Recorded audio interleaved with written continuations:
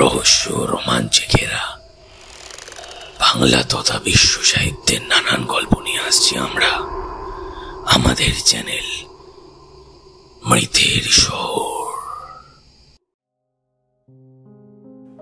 Suspense station মৃতের শহরে আজ আপনাদের জন্য অ্যামব্রোস বিয়ার্সের লেখা খোলা জানলা। শুরু হচ্ছে আজকের গল্প।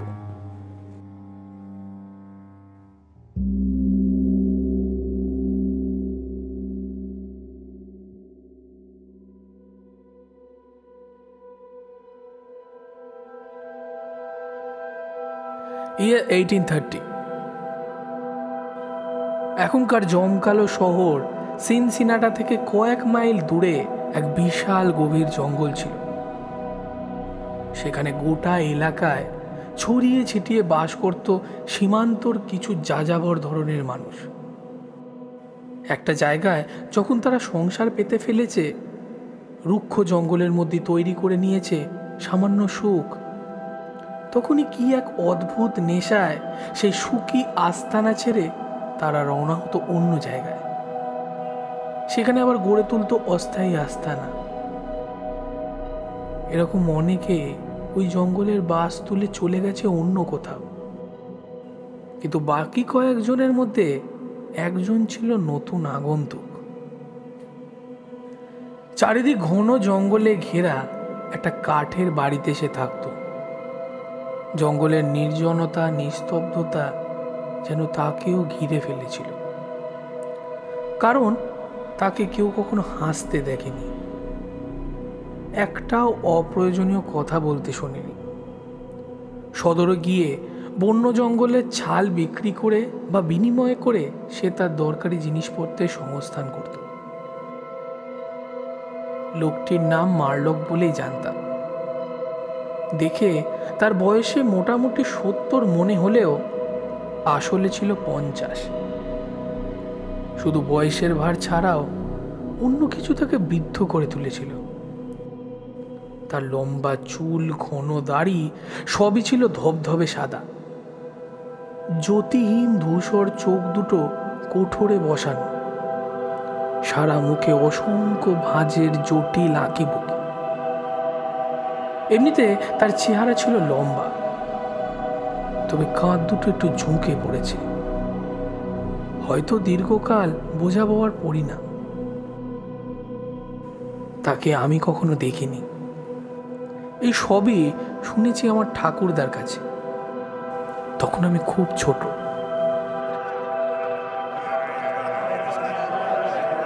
একদিন মারলককে তার ঘরে মৃত অবস্থায় পাওয়া গেল। আদালত বা খবরের কাগজে হইচই হওয়ার মতন ঘটনা কিছু না। সকলেই একমত হলো যে স্বাভাবিকভাবেই সে মারা গেছে। তা যদি না হতো আমি ঠিক জানতে পারতাম আর মনেও রাখতাম। আমি শুধু এইটুকু জানি যে তাকে তার কুঠিরের কাছাকাছি তার স্ত্রীর কবরের পাশে কবর দেয়া হয়।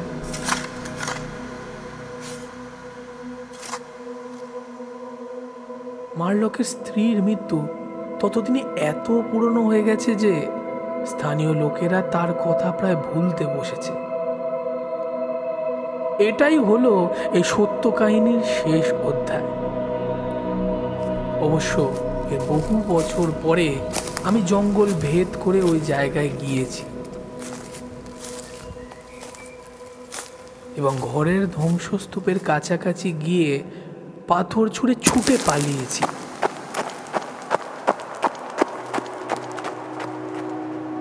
কারণ সব ছেলেরাই বলতো ওখানে নাকি ভূত আছে।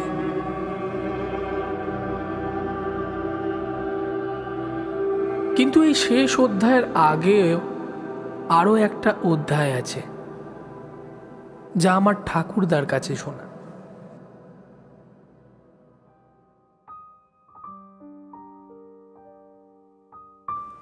আস্তানা তৈরি করার পর মার্কেল যখন কুড়োল হাতে আশেপাশে চাষবাস করা শুরু করেছিল, তখন তার বয়স ছিল অল্প।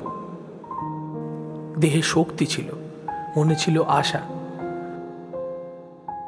ওই পূর্বাঞ্চলে এসে বসবাস করার পর রেওয়াজের মতন সেও বিয়ে করেছিল। তার বউ ছিল যুবতী, একনিষ্ঠ, বিপদ আপদ সুখ দুঃখ সব কিছুতেই হাসি মুখে তার স্বামীর সঙ্গে ভাগাভাগি করে নিত। বউটির নাম কি ছিল কেউ জানে না। তার শরীর ও মনের সৌন্দর্য সম্পর্কেও কিছু শোনা যায়নি। যদি সে বিষয়ে কেউ সন্দেহ করতে চায় করুক, কেউ বাধা দেবে না। কিন্তু ঈশ্বর না করুন, আমার মনে সে সন্দেহ কোনো দিনই ঠাঁই পায়নি। বিপদনিক মারলকের প্রতিটি দিন তাদের ভালোবাসা আর সুখী জীবন সম্পর্কে সকলের মনে নতুন করে বিশ্বাস জাগিয়ে তুলত।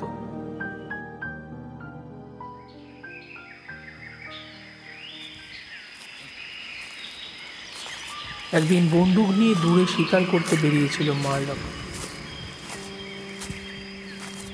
ফিরে এসে দেখল তার বউ জ্বরে শয্যাশায়ী, প্রলাপ বকছে। বাড়ির কয়েক মাইলের মধ্যে কোনো ডাক্তার তো দূরের কথা, একটা প্রতিবেশীও ছিল না। বউয়ের এমন অবস্থা যে তাকে একা ফেলে রেখে মারলক সাহায্যের আশায় বেরিয়ে পড়বে তারও উপায় নেই। সুতরাং মারলক ঠিক করলো সে নিজেই শুশ্রূষা করে বউকে সারিয়ে তুলবে।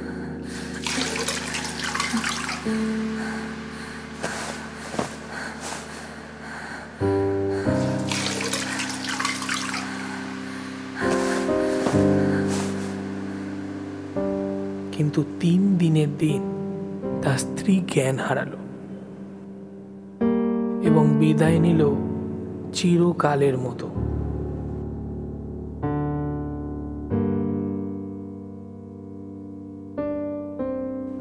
যখন মারলক নিঃসন্দেহ হলো যে তার বউটি মারা গেছে, তখন সে তাকে কবর দেওয়ার ব্যবস্থা করতে লাগলো।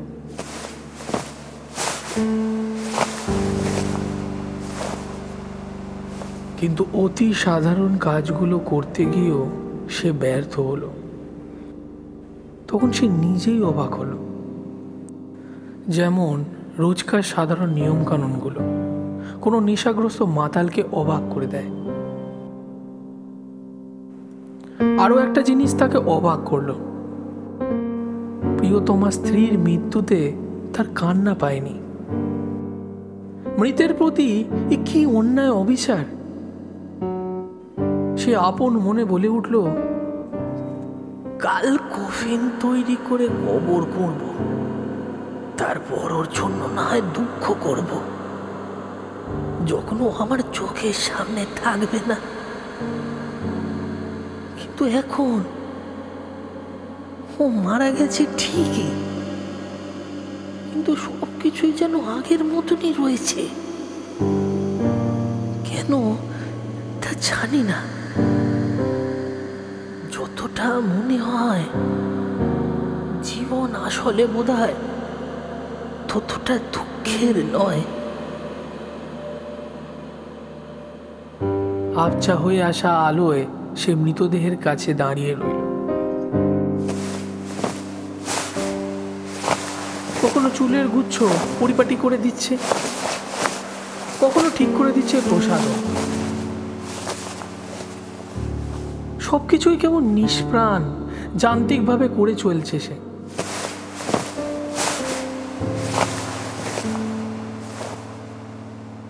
বারবারই তার মনে হতে লাগলো কোনো ক্ষতি হয়নি, সবকিছু বরাবরের মতনই আছে। তার বউ রয়েছে তার কাছে।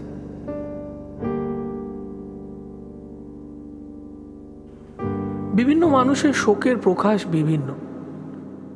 শোক সঙ্গীতের সুরলহরীর বিভিন্ন মূর্ছনার মতনই তার প্রভাব মানুষের থেকে মানুষে বিভিন্ন।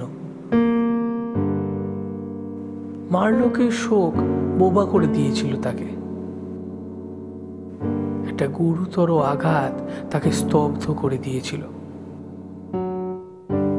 ফলে এক সময় ভীষণ ক্লান্ত বোধ করল সে। শরীর ও মন দুয়েই হয়ে পড়ল অবসন্ন।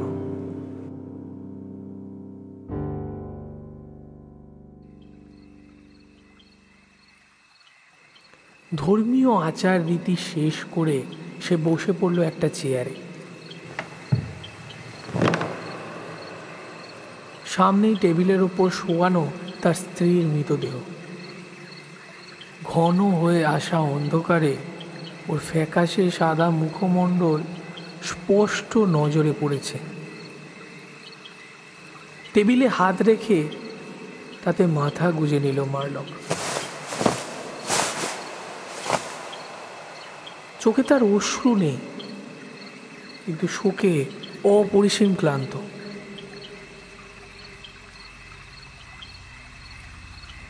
সেই মুহূর্তে খোলা জানলা দিয়ে ভেসে এলো এক সুদীর্ঘ আর্ত চিৎকার।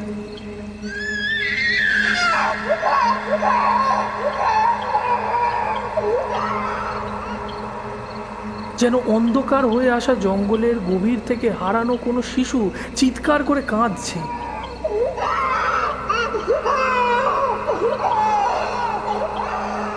কিন্তু মারলক নড়ল না। আবার আরো কাছ থেকে সে অপার্থিব চিৎকার এসে আঘাত করলো তার নিরস অনুভূতিতে। হয়তো কোনো বন্য জন্তু, নয়তো কোনো স্বপ্ন, কারণ মারলক তখন ঘুমিয়ে পড়েছে।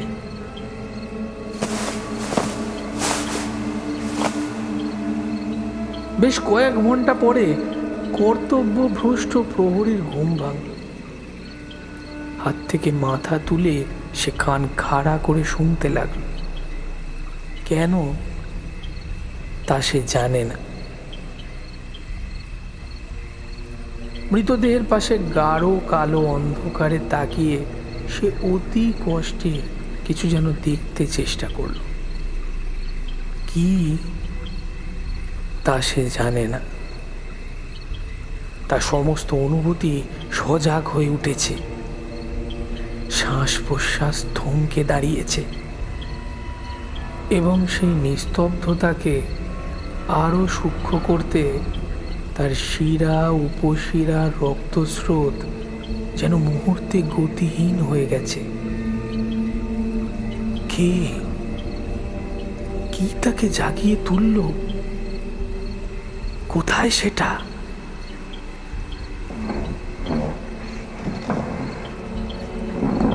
হঠাৎই তার হাতের নিচে টেবিলটা কেঁপে উঠল এবং সেই মুহূর্তে সে শুনতে পেল, অথবা মনে হলো যেন শুনতে পেল, একটা হালকা নরম পায়ের শব্দ।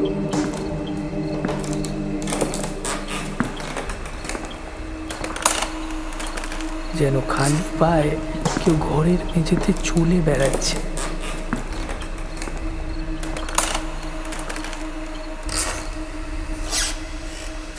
আতঙ্কে সে স্থবির হয়ে গেল। স্তব্ধ হয়ে শুধু অপেক্ষা করতে লাগলো। যেন শতাব্দীর পর শতাব্দী ধরে চলল সেই অন্ধকারে প্রতীক্ষা।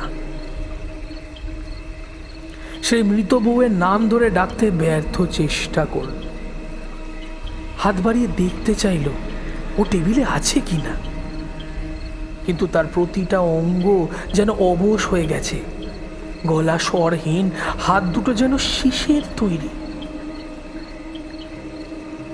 পরক্ষণেই ঘটে গেল এক ভয়ঙ্কর ঘটনা।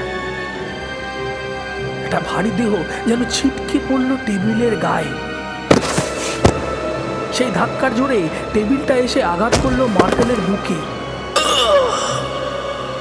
আর একটু হলে উল্টে পড়তো সে চেয়ার থেকে। সঙ্গে সঙ্গে কিছু একটা ঝপাস করে পড়ে গেল মেঝেতে। সেই শব্দে আর আঘাতে গোটা বাড়ির ঝাঁকুনি দিয়ে কেঁপে উঠল। একটা ধস্তাধস্তি শুরু হলো। মারলক ততক্ষণে উঠে দাঁড়িয়েছে। আতঙ্কে সে তার শরীরের নিয়ন্ত্রণ ক্ষমতা যেন হারিয়ে ফেলেছে।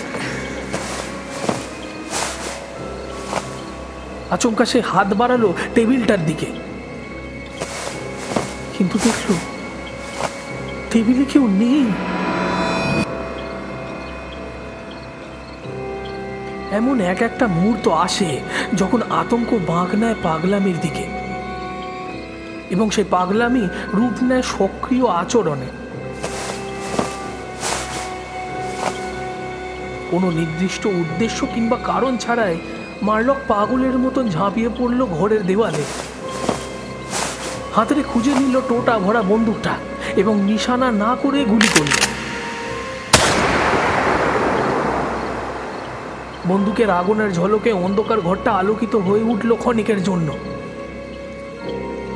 সে আলোয় মারলক দেখল এক প্রকাণ্ড চিতাবাঘ তার মৃত বউকে নিয়ে টানাটানি করে নিয়ে যাচ্ছে জানলার দিকে।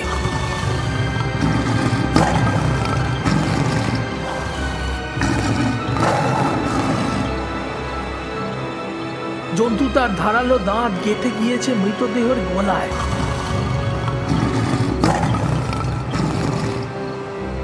পর মুহূর্তেই সব অন্ধকার।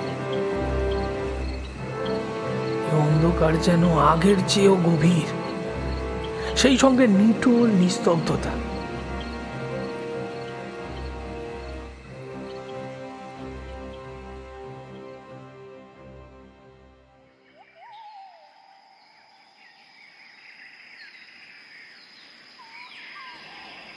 যখন আবার তার জ্ঞান ফিরল, তখন সূর্য আকাশের অনেকটা উপরে উঠে গেছে।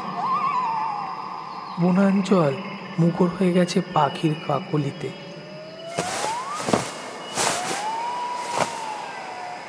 সে দেখল মৃতদেহটা পড়ে আছে জানলার কাছে। বন্দুকের শব্দে ও আলোয় ভয় পেয়ে প্রাণীটা মৃতদেহ ফেলে রেখেই পালিয়ে গেছে। মৃতদেহের পোশাক পরিচ্ছদ অগোছালো, লম্বা চুল উস্কো খুস্কো, হাত পা যেমন তেমন ভাবে ছড়িয়ে রয়েছে। মৃত গলায় একটা কুৎসিত ক্ষত, সেখান থেকে রক্তের ধারা গড়িয়ে পড়েছে মেঝেতে, এখনো জমাট বাঁধেনি।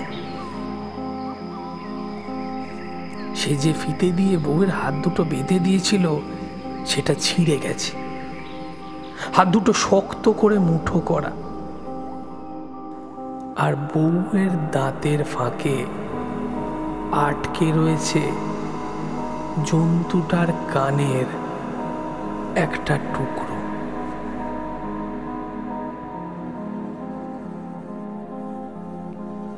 শুনছিলেন আমাদের আজকের গল্প দ্য বোর্ডেড উইন্ডো অবলম্বনে খোলা জানলা। রচনা অ্যামব্রোস বিয়ার্স। গল্পের কথক ও মারলকের ভূমিকায় সুপ্রতিম। আমাদের উপস্থাপনা যদি আপনাদের ভালো লেগে থাকে তাহলে প্লিজ চ্যানেলটিকে সাবস্ক্রাইব করুন। কমেন্ট করে জানান আপনাদের অমূল্য মতামত। ভালো লাগলে বন্ধু ও পরিবারজনের সঙ্গে শেয়ার অবশ্যই করুন। আর শুনতে থাকুন সাসপেন্স স্টেশন মৃতের শহর। দেখা হচ্ছে খুব তাড়াতাড়ি আরও একটি নতুন রোমাঞ্চকর পর্ব নিয়ে। সঙ্গে থাকুন।